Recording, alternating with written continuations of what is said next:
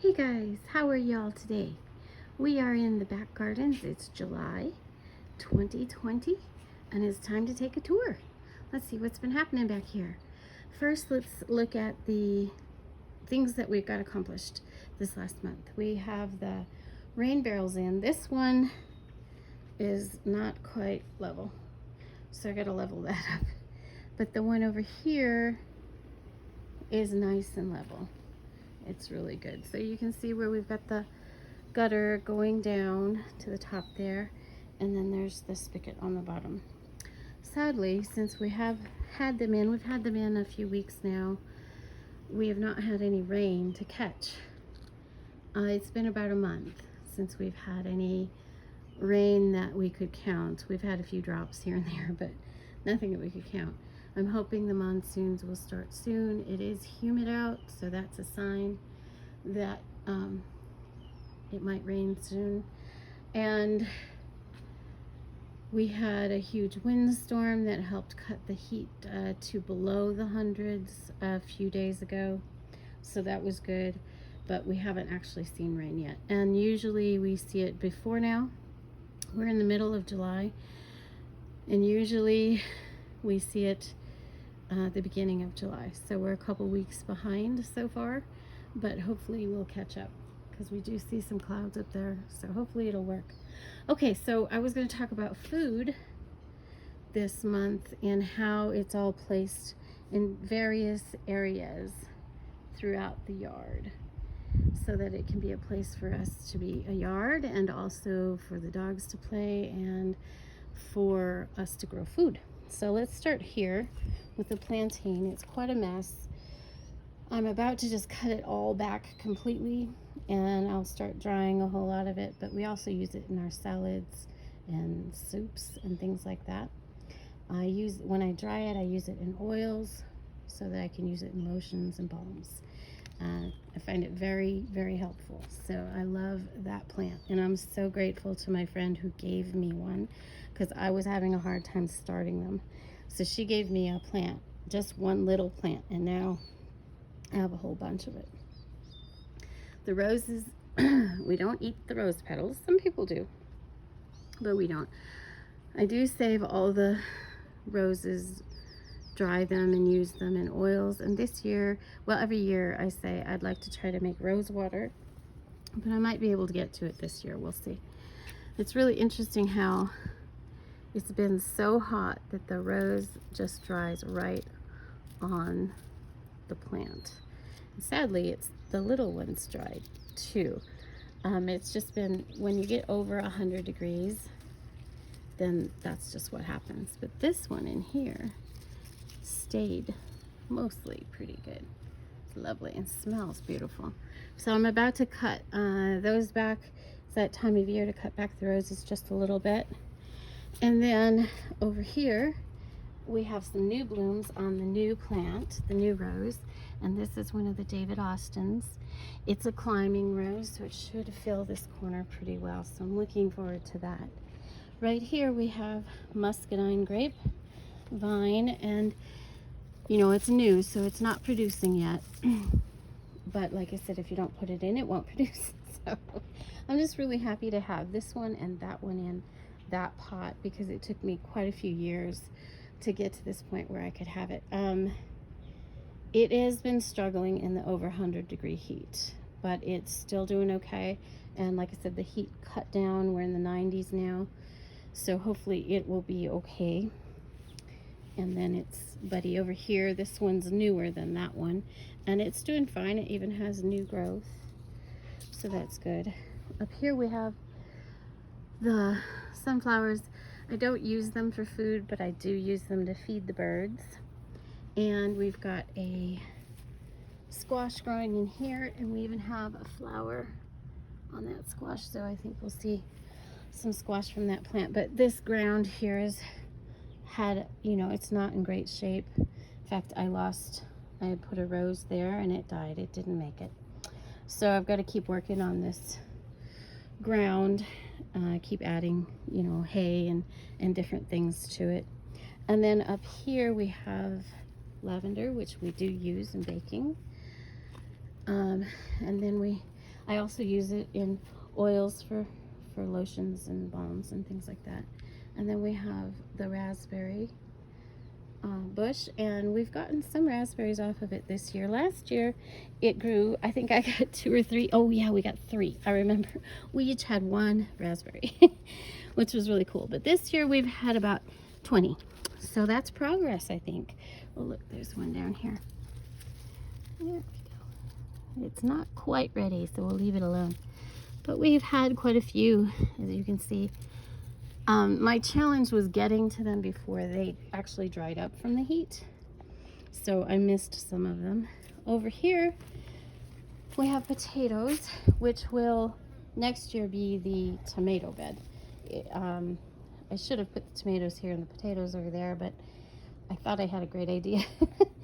But now that I have this wonderful trellis, this will be fantastic for tomatoes. For now, we've got potatoes. Some of them have bloomed and are starting to die off. Some are still blooming. So I should be able to start digging up potatoes pretty soon. I do have 1 raspberry runner over there I'm gonna have to pull. Can't have it growing there. And then we have lemon balm almost everywhere. I just cut this plant back, so it's growing some new batch. I just found a recipe for lemon balm pesto, so I'm going to try to make that, which I think would be really cool. I think it'd be tasty, so we'll see. I'll let you know how it goes.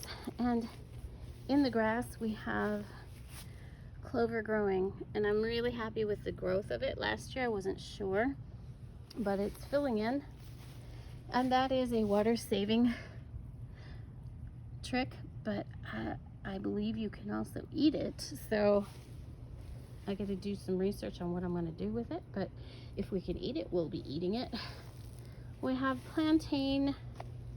No, not plantain. What is this? Purslane. Looks like got beat up a little bit, but we have purslane, and a friend of mine, she eats it a lot, so I save her the purslane. So there's food. Up here I did have some onions growing, but they died back because I just neglected it through the really, over 100-degree heat. Even the hollyhock has dried up. Been rough heat, and that's what happens. These leaves are what the mockingbirds come in and take. They just take a whole leaf and leave with it for their nests, which is great. Okay, let's go on around this corner and see what else we have for food. Okay, we have an apple tree. I'm trying to remember what it is. I think it's Golden Delicious. This is one of the ones I should have written down and I didn't. On the other end, we'll get to it, but we have a Honeycrisp, and a Honeycrisp has to have another type of apple tree to cross-pollinate with. And so I got whatever cross-pollinates with the Honeycrisp, and I just can't remember what it was. The Honeycrisp takes 7 years before they start to produce fruit. It's been in the ground 2 years, so we're hoping in 5. But the other tree should produce maybe next year. Let's hope. Then we have the huge peach tree, which last year we got a lot of peaches off of. This year nothing, because of the late freeze. Just froze everything.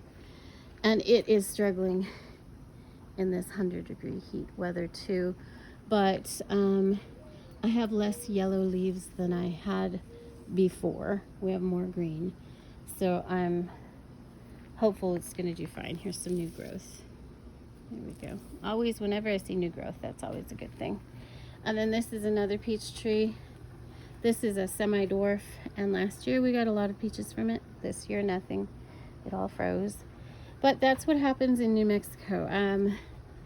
See, it was somebody from Jericho Nursery doing a podcast, I believe, and he said a funny thing. He said that peach trees, you get a good amount of peach trees you get peaches every, I don't know, he said 3 or 4 years because of the late freezes we have here. Peach trees bloom before they leave, and then because they bloom before they leave, I gotta move this. this little thing here. They're more at risk for a late freeze because they are fruiting earlier than everything else. And so for here, we have a good zone for peaches to grow in Albuquerque area, and not in the higher elevations, but only if we don't have a late freeze. And that's just a risk we take here in New Mexico. So I think it's worth it because we had good peaches last year. We might next year. So I'm happy with that. Okay, then we have more sunflowers for the birds.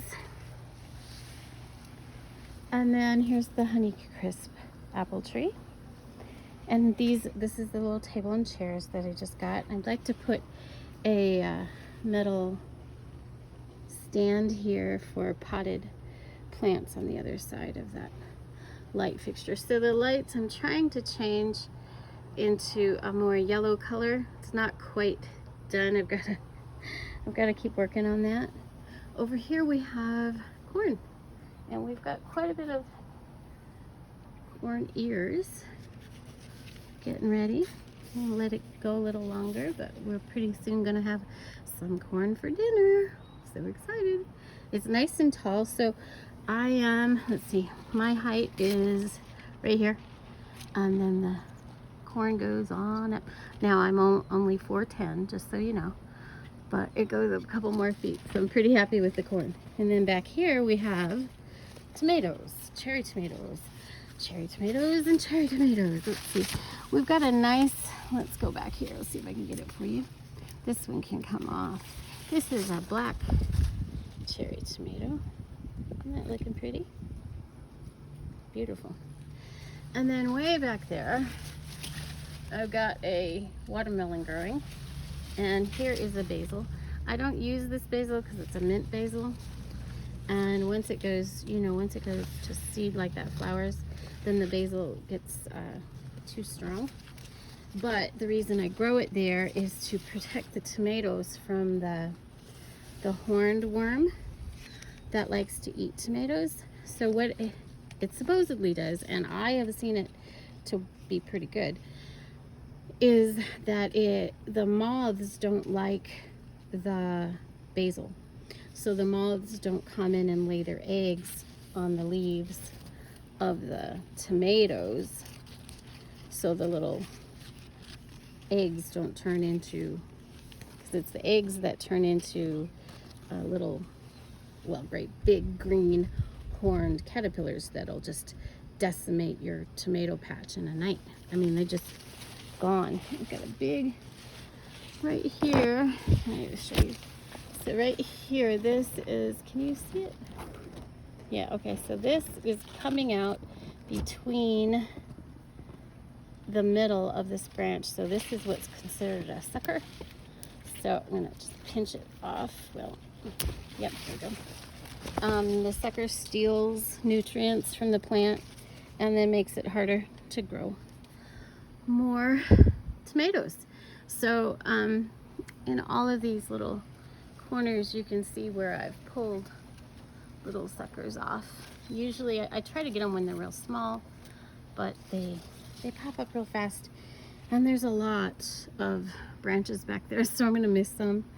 This one is a patio tomato, and it's produced quite a bit already, and it has a lot on there. Goodness, it's amazing. And then over here I've got a few that clearly got too wet from a sprinkler on that, so they're splitting, but they'll be okay. And we're getting more. So this one's a better boy. This one here that are growing here are a big boy. This one is just not doing well, and I think what happened is I accidentally cut the top instead of a sucker. Well, I was probably cutting a sucker and accidentally got the top. So that plant's just not going to get very big. That's a red beefsteak heirloom. And here we have a flower from the watermelon plant that's growing back there. And then here we have just cherry tomatoes like crazy. My husband loves them. They're also fantastic for just, you know, pulling off and freezing to use for sauce later. And, you know, well, I don't process it right away just because I don't have time to process it usually in the middle of summer. So this one's a cherry. Yeah, I don't have, it just says cherry, so it's cherry red. And then this one's a black cherry. So that's the difference in their colors. He likes them both the same. For a while, I was like, none of these are turning red. So many green ones, and they're not turning red. Why aren't they turning red? And then I found out that my husband was coming out here at like 6:30 in the morning and pulling all the little red ones off and eating them for his breakfast. So I don't mind. It's okay. It was a good breakfast for him. And now they're starting to turn faster than he can eat all of them. So I can collect some of them. But that's just what we do. I think it's better he gets them than any scavenger. So over here we have lots of little green beans, sweet peas actually, growing. So I need to come out and harvest those. And we have our melon is growing really well. We've got lots of flowers, and here's a melon. This is so cool. This melon, it's just starting to form. It's still yellow. And over here, there's one that's forming, and it's getting that green stripe like you see on it. Isn't that cool? I just love watching these things grow. And then here we have some jalapenos starting to get pretty big, almost ready. You know, I don't know how big I want it to get, but they can get huge, so I'll let them go for a little while. And these have not produced anything yet. Hopefully they will. This is the celery that I just cut the top off and then buried the roots in because of my dear friend who teaches me so much about gardening. She does that. I also did that with that lettuce, and I thought it would die, but it's still alive, so we're just gonna leave it there. So we're happy with that. Now let's come on around here, and I'm doing a little watering here. Let's turn this off. It's enough for that. Move it over here, and here we go. So the strawberries are dying back, and I think that's just because they're done and they're dying back, but I am watering them just in case. And then we have more sweet peas, all sorts of them. You know, at first I wasn't sure I'd get very many, but they're all over. So I'll get to add that to my little bag of frozen ones in the freezer, so then I can get, you know, enough for a meal or two for us, which, you know, makes me happy. And then this is a bell pepper that's trying to survive. And then I've got a couple of onions buried in there, and we'll see if they show up. Okay, so now what's left with food is over here in a couple of pots. Let's go over here. In these green pots here, we have cilantro growing. I've actually used a lot of it, so it's pretty beautiful right now because I was canning salsa, which there'll be a video of me canning salsa soon. So I have cilantro in this pot and that pot, and then down here I have two little things that still need to go in. I've got tarragon and echinacea. I'm kind of waiting. I think I'm going to put them, I was thinking about putting them in the ground here, but I'm not sure. Might put them back in that corner. I can't decide, so that's why they're still there. So let's go over what we have for food. Oh, one more spot. I forgot about this spot. This is a volunteer food. So this is the little, look, butterfly. Love having butterflies here. Is that a butterfly or is that a moth? I think that's a moth. Yeah. Okay, so this is the mimosa tree that we transplanted, and it has growth. Look at that. So it didn't kill it. All the leaves came off of it. This part right here is dead, but this is still green, and we have growth there. So I'm really happy with that.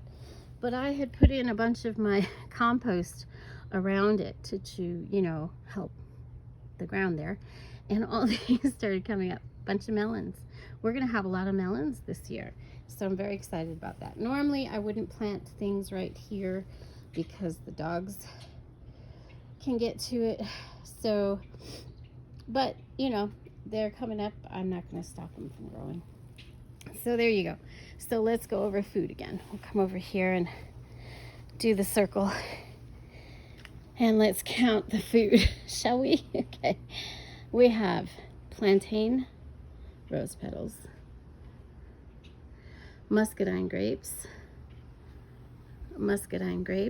sunflowers, squash, lavender, lemon balm, raspberry, potatoes, more roses,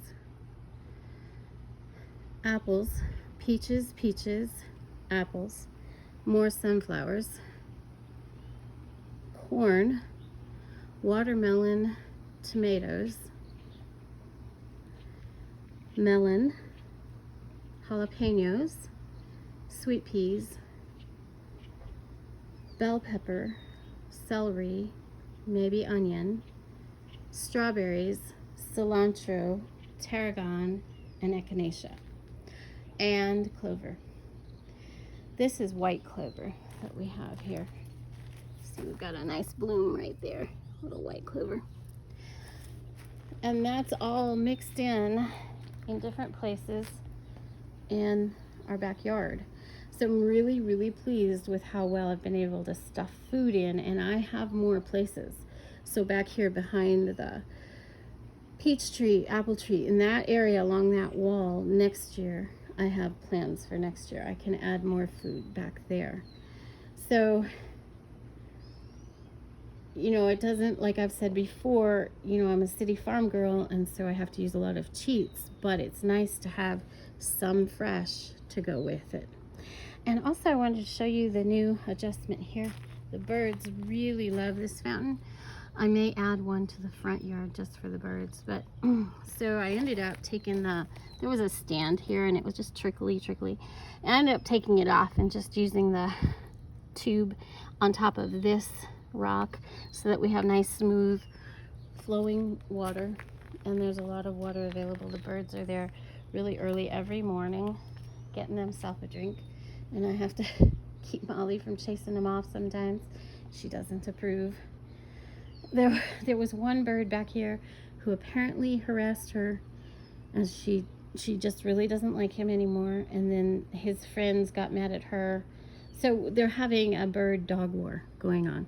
So I'm trying to keep Molly from harassing them because that's not okay in our world. Oh, the other thing I did get finished was I got the floor stained here. Well, not stained, it's sealed with a non-VOC sealer instead of a color because I didn't want it to blend with this lovely lounge chair. And then I've started to put the pavers in back along here, and I don't know if I've already told you that or not. I'd have to go back and look at the video, but I haven't done that, so that's that. We're just hoping soon we'll get some rain and we'll have our rain barrels with some water in it. And back here, I'm going to be changing this couch out, like I said before on my other video. We're being very quiet about that. It's a secret. And I don't know, did I mention that I've started to repaint the shed? Okay, let's go look at the old color. Refresh your memory, because I haven't finished because I ran out of paint. But see, was that beige? So, which was fine when the bricks were red. I originally put it in this color, this shed, because I love this color that's on the walls, and I wanted it on the shed. But it really didn't look good with the red brick. But now that we have the white brick, oh my goodness, it looks so good. So eventually I'll get the rest of the paint and finish that up over there. If not, maybe I'll have to cover it. I don't know. We'll see how this year goes, right? And this floor, I will be continuing it back there.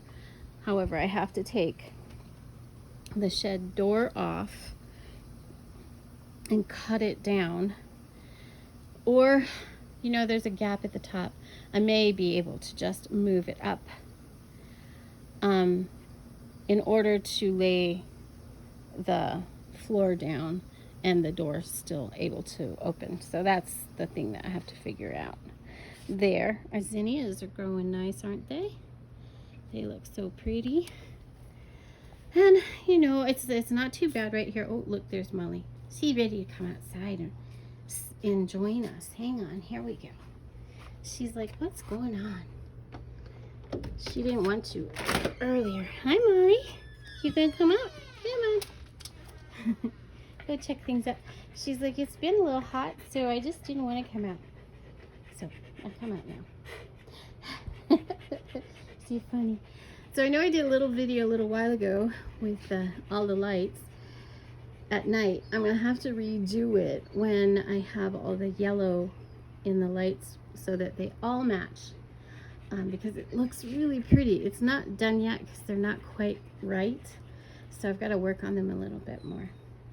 And so there goes Molly, going to take a nap. The other day we gave her a really good hairbrush. She got mad. And it was really funny because I was brushing her hair and she was grumbling about it. And my husband came up to commiserate and she started yelling at him. I was laughing. I was like, she's mad at him. He's not even doing it. She's a funny girl. All right, guys. Let's hope for rain. Let's hope you have a good day. Enjoy some quiet time in your yard or your deck or the corner in your apartment with a potted plant. If you've got a buddy, hang out with your buddy. If you don't, Zoom somebody. Have a great day, guys. Bye.